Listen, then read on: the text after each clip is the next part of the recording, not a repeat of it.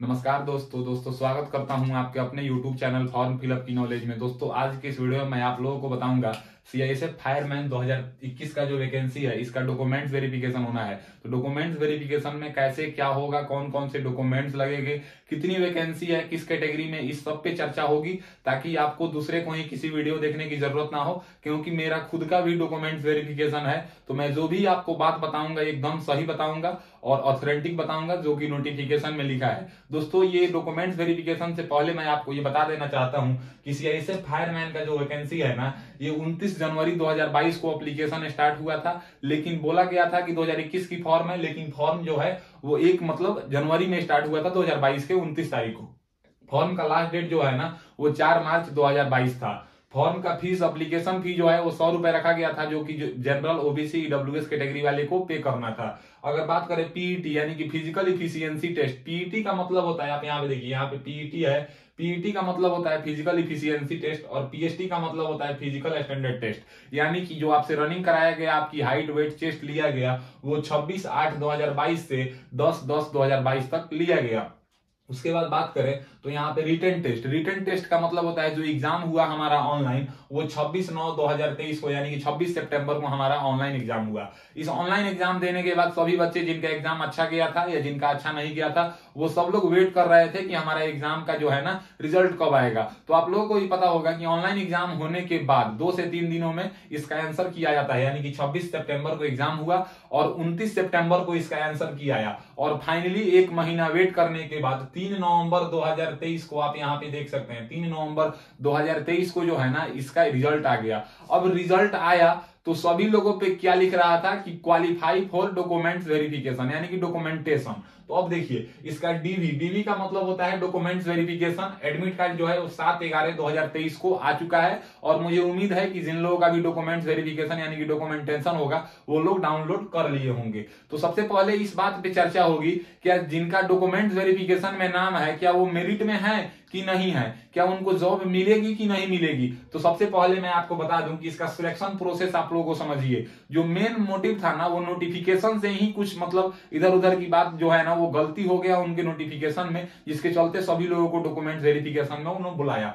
Document मतलब कि selection process में सबसे पहले पीईटी पीएसटी यानी कि फिजिकल इफिशियंसी टेस्ट और फिजिकल स्टैंडर्ड टेस्ट कराना था, जो कि इन्होंने 26/8/2022 से 10/10/2022 के बीच में कंडक्ट करा लिया है। जो लोग ये क्वालिफाई किए उन लोगों का जो है ना रिटन टेस्ट हुआ। रिटन टेस्ट जो हुआ वो मतलब 2022 में फिजिकल हुआ, और 1 साल बाद, 1 महीने बाद लगभग आपका 26/9 को जो है ना 26/9/2023 में रिटन टेस्ट हुआ। जो लोग रिटन टेस्ट में बैठे और रिटन टेस्ट मतलब क्वालिफाई किए, उनका डीवी यानी कि डॉक्यूमेंट्स वेरिफिकेशन का एडमिट कार्ड आ गया।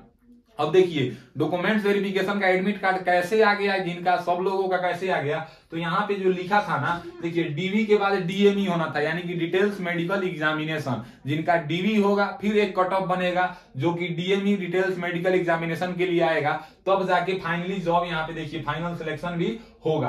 अब देखिए टोटल पोस्ट जो है ना 2021 की वैकेंसी है, जो कि 29/1/2022 से फॉर्म स्टार्ट हुआ, तो उस टाइम पे इसका वैकेंसी निकला 1149। स्टेट वाइज वैकेंसी निकला 1149। तो अब स्टेट वाइज निकलने का मतलब है कि देखिए स्टेट को, कई ऐसे स्टेट हैं जिनको 2 पार्ट में बांट दिया गया। एक नक्सल स्टेट मतलब एक नक्सल डिस्ट्रिक्ट, मतलब जैसे मान लीजिए कि बिहार, मैं बिहार से बिलोंग करता हूं, तो बिहार में 38 डिस्ट्रिक्ट हैं, तो इसमें से 10 ऐसे डिस्ट्रिक्ट हैं जिनको नक्सल में बांट दिया गया, और 28 डिस्ट्रिक्ट को नॉर्मल डिस्ट्रिक्ट में बांट यानी कि जनरल डिस्ट्रिक्ट में। अब देखिए जिनका जनरल है उनका अलग वैकेंसी है, और जिनका नक्सल है उनका अलग वैकेंसी है, यानी कि जनरल वालों का कट ऑफ नक्सल से थोड़ा ज्यादा जाएगा। ये देखिए यहाँ पे वैकेंसी निकला था 1149, लेकिन एग्जाम के बाद एक और नोटिफिकेशन आता है जिसमें 572 पोस्ट की वैकेंसी इंक्रीज कर दी गई थी, यानी कि टोटल 1149 को बढ़ाकर 1721 पोस्ट कर दिया गया था। तो अब जो वैकेंसी है ना ये 1721 पोस्ट की है, और मेरिट जो लगेगी वो 1721 पोस्ट की मेरिट लगेगी, यानी कि अब स्टेट वाइज हर स्टेट में जो वैकेंसी था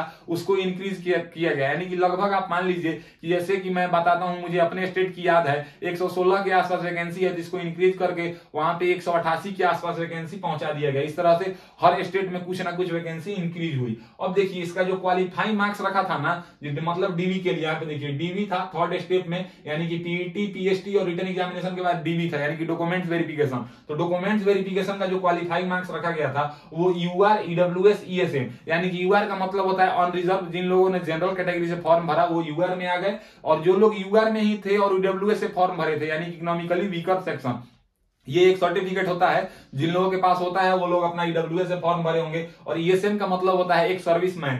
ये तीनों मतलब जो तीनों कैटेगरी है ना, ये तीनों में 35% क्वालिफाइंग मार्क्स रखा था, यानी कि 100 नंबर का एग्जाम हुआ, जैसे कि मान लीजिए कि 100 नंबर का एग्जाम हुआ, तो 100 में से अगर जिन लोगों का भी 35 नंबर या 35 नंबर से ज्यादा है वो लोग मतलब डॉक्यूमेंट वेरिफिकेशन के लिए क्वालिफाई कर गए हैं, अगर उनका कैटेगरी यूआर, ईडब्ल्यूएस, ईएसएम है तो। लेकिन ओबीसी, एससी, एसटी, ओबीसी का मतलब होता है अदर बैकवर्ड कास्ट, जो कि सेंट्रल गवर्नमेंट के अनुसार इनको 27% आरक्षण है, एससी को 15% आरक्षण है शेड्यूल कास्ट को, और एसटी यानी कि शेड्यूल्ड ट्राइब्स को जो है ना 7.5% आरक्षण है। इन लोगों का जो है ना, जो लोग भी 33% नंबर लाएंगे, यानी कि 33% का मतलब हो गया कि 100 में से जो लोग भी 33 नंबर लाएंगे वो लोग अपना रिटन एग्जामिनेशन जो है ना डीवी के लिए क्वालिफाई कर गए हैं। ये यहां तक की बात हो गई। अब बात है कि डॉक्यूमेंट्स वेरिफिकेशन में कौन कौन से डॉक्यूमेंट्स लगेगा, तो ये आपको जानना बहुत जरूरी है, क्योंकि डॉक्यूमेंट्स वेरिफिकेशन का जब एडमिट कार्ड आ चुका है तो इसका डॉक्यूमेंट्स वेरिफिकेशन भी कराया जाएगा। डॉक्यूमेंट्स वेरिफिकेशन जैसे कि मैं बताऊं तो मेरे गांव से 1-2 बच्चे हैं या मेरे जो फ्रेंड्स हैं उनकी रांची में दी हुई है। तो देखिए डॉक्यूमेंट्स वेरिफिकेशन में यहाँ पे देखिए इंपोर्टेंट डॉक्यूमेंट्स ऑफ डीवी, यानी कि डीवी का मतलब डॉक्यूमेंट्स वेरिफिकेशन। तो यहाँ पे देखिए 10th का मार्कशीट, क्योंकि ये फॉर्म जो था वो 12th बेस पे था, तो सबसे पहले जो भी मतलब क्वालिफिकेशन की डिग्री मिलती है वो 10th की मिलती है। 10th के बाद ही आपको 12th का डिग्री मिलता है। तो 10th आपका बेसिक होता है, जिससे आपकी डेट ऑफ बर्थ, नाम, पापा का नाम, ये सब मैच किया जाता है। तो आपको जो है ना 10th का मार्कशीट मिलता है, जब आप पास करते हैं तो मार्कशीट मिलता है जिसपे आप कौन कौन से सब्जेक्ट पढ़े हैं और कितने कितने नंबर हैं, ये सब 10th के मार्कशीट पे होता है। उसके बाद अगर बात करें तो 10th का सर्टिफिकेट, जैसे कि अगर मैं बात करूं तो हमारे यहाँ 10th का मार्कशीट और 10th के सर्टिफिकेट में 2 साल का गैप होता है। 10th का मार्कशीट पास करने के 1-1.5 महीने बाद मिल जाता है, और पासिंग सर्टिफिकेट जो है ना 1.5 से 2 साल लग जाता है कॉलेज में आने पे, फिर मिलता है। उसके बाद 12th, ये जो फॉर्म था ये 12th आईएससी, आईसीएसई बात करें तो इंटरमीडिएट ऑफ साइंस लेवल का फॉर्म था। तो 12th का मार्कशीट चाहिए जो कि आईएससी लेवल का चाहिए, आईएससी यानी कि इंटरमीडिएट ऑफ साइंस चाहिए। सबसे पहले मैं यहाँ पे एक चीज मिस कर रहा हूं कि आपको एडमिट कार्ड का तो प्रिंट आउट निकाल लेना है, कलर ही निकालिएगा तो बेहतर रहेगा, और फोटो उस पे चिपका देना है। जैसे कि यहाँ पे एक फोटो होगा, जैसे एडमिट कार्ड पे जो आप फॉर्म भरे हैं ना वहां पे एक फोटो होगा, और उसके जस्ट बगल में आपको एक फोटो चिपकाना है, वहां पे आप फोटो चिपका लीजिएगा। उसके बाद 10th का ओरिजिनल मार्कशीट चाहिए और 10th का ओरिजिनल सर्टिफिकेट चाहिए। 12th यानी कि फिजिक्स, केमिस्ट्री, मैथ से जो लोग भी किए हैं उन लोगों का साइंस से ये मांगा गया है, तो 12th का मार्कशीट चाहिए और 12th का सर्टिफिकेट चाहिए। ये जो डॉक्यूमेंट्स है ना ये एकदम जरूरी डॉक्यूमेंट्स है, जो कि आप किसी भी कैटेगरी से आते हो इससे कोई मतलब नहीं है, ये सब किसी को देना है। उसके बाद जो है ना कई सारे स्टेट ऐसे हैं जिनके डिस्ट्रिक्ट को 2 पार्टों में बांटा गया है, यानी कि एक नक्सल हो गए और एक नॉर्मल यानी कि जनरल डिस्ट्रिक्ट हो गए। तो ये प्रूफ करने के लिए आपको जो है ना अपने डिस्ट्रिक्ट या अपने स्टेट का डोमिसाइल सर्टिफिकेट यानी कि निवास प्रमाण पत्र देना होगा। निवास प्रमाण पत्र आपके ब्लॉक से बनता है, अंचल से बनता है, ये आपको हर किसी को बनवाना है, हर स्टेट के, हर डिस्ट्रिक्ट के, हर प्रखंड में, हर ब्लॉक में ये बनाया जाता है। तो डोमिसाइल सर्टिफिकेट सबको चाहिए। आधार कार्ड मैं यहाँ पे लिख दिया हूं, लेकिन जरूरी नहीं है कि Aadhaar card, PAN card, voter ID card, passport, driving licence में से कोई एक डॉक्यूमेंट्स एडमिट कार्ड के साथ आपको दिखा के अंदर एंट्री लेना है। जो भी आपकी रिपोर्टिंग टाइम है 7 बजे या 6 बजे या 12-1 बजे दिन में, क्योंकि एक दिन में 2 शिफ्ट है, एक दोपहर की और एक सुबह की। तो आपको आधार कार्ड मतलब आइडेंटिटी प्रूफ दिखा के एंट्री लेना है।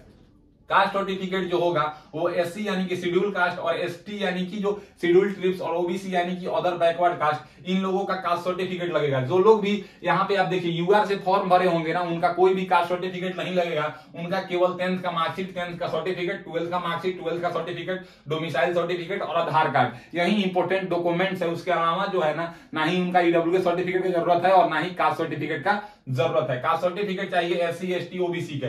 कब का चाहिए तो देखिए 4/3/2022 को फॉर्म का लास्ट डेट था, तो लास्ट डेट से पहले का आपके पास कास्ट सर्टिफिकेट बना होना चाहिए। अगर मान लीजिए कि कोई कास्ट सर्टिफिकेट बनवाया है 4/3/2022 का, क्योंकि इसका 4/3/2022 वाला जो है ना एक्सपायर कर गया तो फिर बाद का बनवाएगा, तो वो पहले का भी कास्ट सर्टिफिकेट दिखाएगा। जैसे फॉर्म निकलता है ना तो फॉर्म के नोटिफिकेशन के अनुसार जो लास्ट डेट होता है, मान लीजिए कि इसका लास्ट डेट था जो 4/3/2022, तो आपको 3/3/2022 तक का का सर्टिफिकेट चाहिए। तो ये आपको बनवाना है, बनवा लिए होंगे चाहे, या बनवाना पुराना आपको लेके जाना है, नया भी लेके जाना है, पुराना भी लेके जाना है। अब देखिए बात ये आता है ना कि नोटिफिकेशन जो होता है ना फॉर्म का, उसमें जो है ना SC ST OBC का कास्ट सर्टिफिकेट का फॉर्मेट दिया होता है। तो वो फॉर्मेट किस लिए दिया होता है कि जिनको पता नहीं है कि किस तरह से बनता है, वो उनके लिए दिया जाता है कि वो समझ के बनवा सकें। जरूरी नहीं है कि आपको उसी फॉर्मेट पे चाहिए, आपके ब्लॉक, आपके अंचल, आपके डिस्ट्रिक्ट में जिस तरह से बनता है आप उस तरह का भी कास्ट सर्टिफिकेट लेके